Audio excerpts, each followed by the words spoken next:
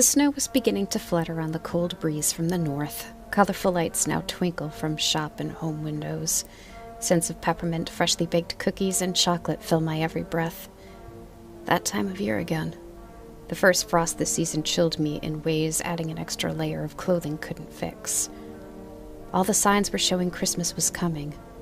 I can feel your eyes rolling at the prospect of someone lamenting about the holidays. Who doesn't get a bit annoyed by the first sight of Christmas creeping? The difference is, my reaction isn't one of annoyance.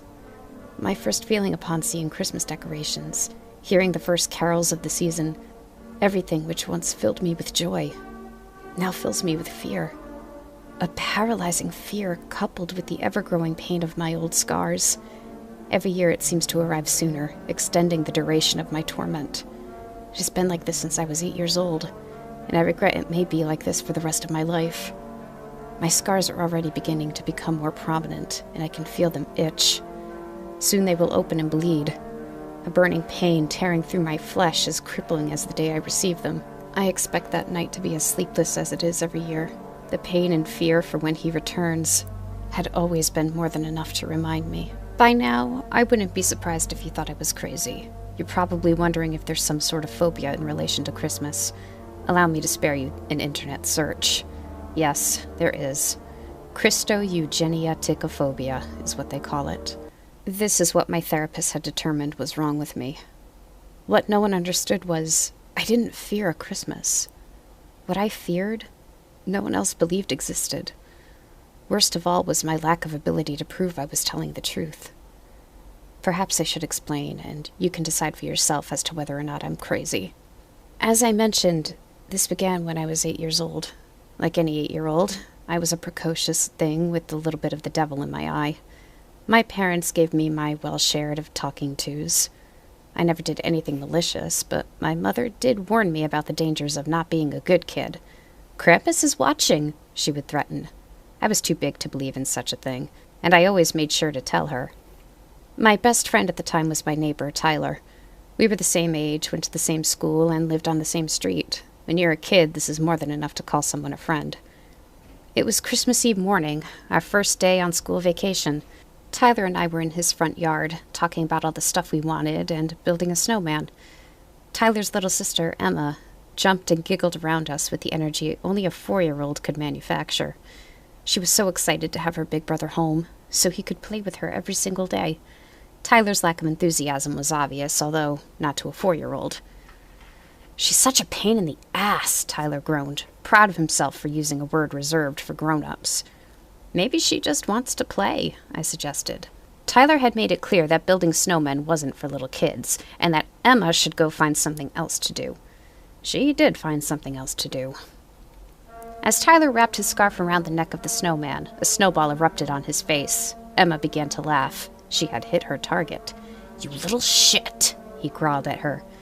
Emma looked frightened by her brother's scolding, and her face contorted as if she was about to burst out crying. This was bad. If she cried, Tyler's parents might come out and they'd be punished. Fearing a lesson on how to be a good big brother, Tyler stopped himself from attacking her. Instead, he walked around the snowman and over to me, both of us looking at Emma, and Emma looking at both of us. "This little brat deserves a prank. What do you say?" "Ever one for pranks," I agreed. "Anything to get her out of our way." Tyler smirked. "Hell yeah, I've got this." Emma moved back as Tyler approached her. "Emma," he said, his voice suddenly filled with concern. "I just remembered." He got down to one knee, to her level. "The mermaids in the lake. They need to be rescued before they freeze." Tyler pointed across the street to the frozen lake our neighborhood was built around. Emma's eyes widened. "Mermaids?" "Yes," Tyler nodded. "You had better go look for them. Quick, they need help." Emma looked defeated. She would have to cross the street. Those poor mermaids. "Mommy said I need to stay in the yard." "It's okay," I assured her. "We'll look after you.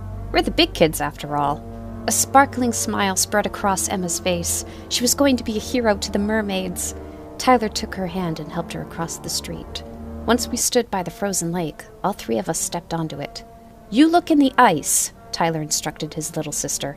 "Tell us when you find a mermaid." "Okay." Emma waved and waddled around the ice, watching carefully for any mermaids. Tyler nudged me with his elbow and gestured to his house. Turning our backs on Emma, we returned to Tyler's yard. Emma's pink coat was a small dot in the distance as we went back to our snowman building. "That'll keep her busy," I said, smiling. "I'll tell ya," Tyler agreed. "I wish I was an only child." Suddenly there was a loud crack in the distance, followed by a quick shriek. Looking back to the frozen lake, the pink dot that was Emma was nowhere to be found. Tyler and I raced onto the frozen lake, looking for any sign of her. We yelled and called her name, but she was gone. The sun was setting by the time we stopped looking. We knew she wasn't coming home that night. Tyler returned to his house to tell his parents, and I returned to mine. I stayed quiet in the living room, watching the frozen lake as my mom talked to Tyler's mom on the phone about what had happened. The dark streets were illuminated with the light from the ambulance and fire rescue and police cars. One by one, the men and women moved across the ice, searching for Emma. All the while, I could see Tyler's parents in the front yard, crying and comforting each other as they spoke to a police officer. Several hours later, they pulled a little pink dot out of the black, icy water. That night, I dreamed of a dark shadow. Christmas morning came. I could feel the presence of that dark shadow all around me. Opening my presents that morning felt hollow. My parents were visibly troubled by the death of Emma, too. Yet we tried to get on with things as much as we possibly could. I had gotten everything I had asked for that year. "Oh," my mother said as she pulled a small red box tied with green ribbon from behind the tree. "Looks like there's one more." My name shined in golden script on the tag. Curious about the mysterious box, I held it up to my ear and gave it a shake. Something nearly the size of the box knocked on the sides. I tore off the ribbon and the wrapping. Opening the box, my stomach sank. Inside was a lump of black coal. "Oh dear," my mother joked. "Looks like someone will be getting a visit from Krampus tonight." I didn't want to believe it, but that little gift ruined the rest of my day. That night the fear kept me awake. Sleeping would mean more nightmares. Staying awake would mean seeing them come to life. I kept looking out my bedroom window. A large moon reflected its light upon the fallen snow, making the world around us shine. My sight kept moving to the frozen lake and searching through the shadows. You can say it was all the imagination of a distraught child, but I saw a shadow creeping across the ice. It was enormous, a stooping giant creature with large horns curling behind its head. My God, the eyes! They glowed golden like molten metal, and I could feel them burn as his gaze met mine. My heart knew then, this was Krampus. Mom was right, even if she only meant it as a joke. Here was the beast who beats and steals naughty children on Christmas night. Like the child I was, I dove from my bed and hid myself under the covers. I wanted to call out to my mother and father, but the fear was too great. How could they fight off this monster? A shock shot through me like a bolt of lightning. From the ground floor, I could hear the chains of Krampus scraping on the stairs, followed by his heavy footsteps. How did he get inside so fast? I held my breath, listening as the scraping and the pounding of his steps grew louder as Krampus neared. My heart beat furiously in my ears as the sounds stopped outside my bedroom door. The doorknob was turning.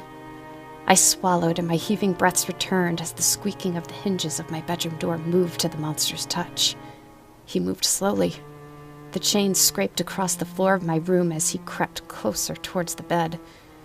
His glowing eyes lit the room enough for me to know, even underneath the covers, he knew I was there. He stood by my bed for a while, just breathing. Despite the barrier, I could feel his burning stare. Even with my blanket shield, Krampus was looking into my eyes. A single black claw gripped the edge of my blanket and revealed my face. There stood my tormentor. He was enormous, his head nearly hitting the ceiling of my bedroom. He wore rags on his dark, furry body stocked with muscle. His face was like that of a goat and a man simultaneously, housing those horrid eyes. On his haunched back, he carried a large sack made of burlap. That, I knew, was where he stashed the stolen children. The sack moved as a child struggled to free itself, its cries muffled by the fabric. Krampus gave it a quick smack, silencing the rebel. Looking back at me, he smiled with dripping fangs, proud of himself. He raised his hand, showing me his long black claws. His breath reeked of old whiskey and decay as he opened his mouth and growled one word loud enough so that it should have awoken my parents. Bad.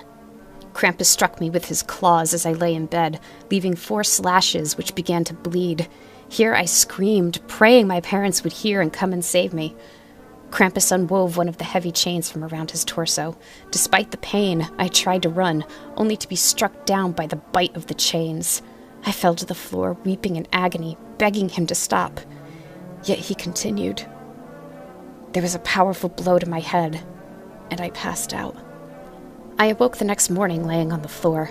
I was shocked to discover Krampus didn't take me. I was at home, right where he left me.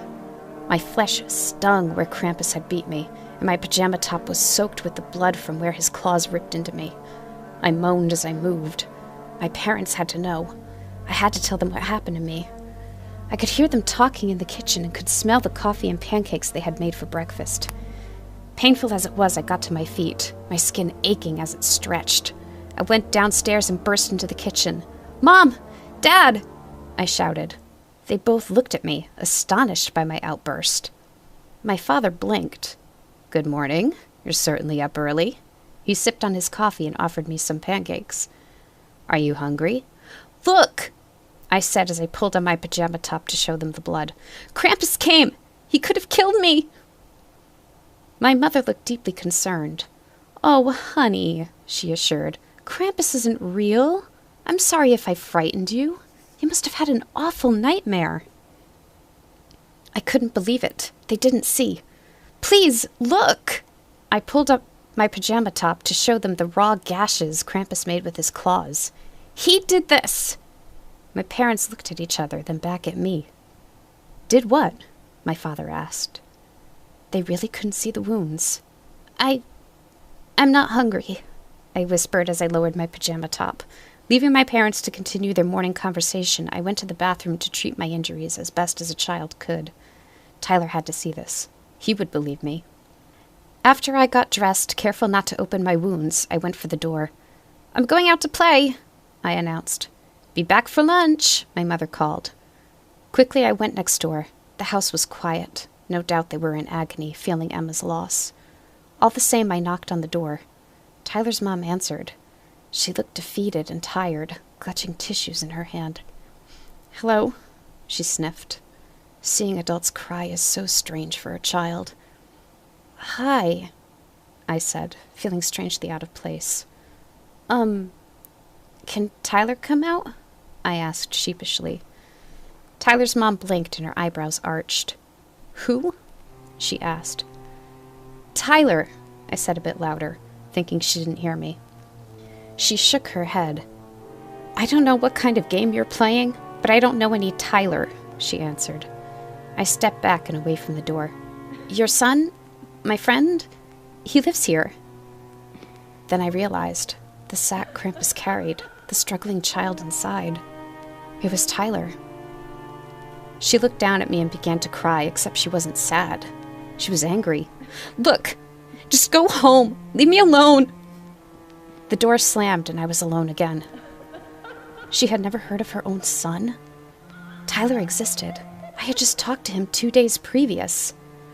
I looked around the front yard for clues. Our snowman stood there, Tyler's scarf wrapped around its neck.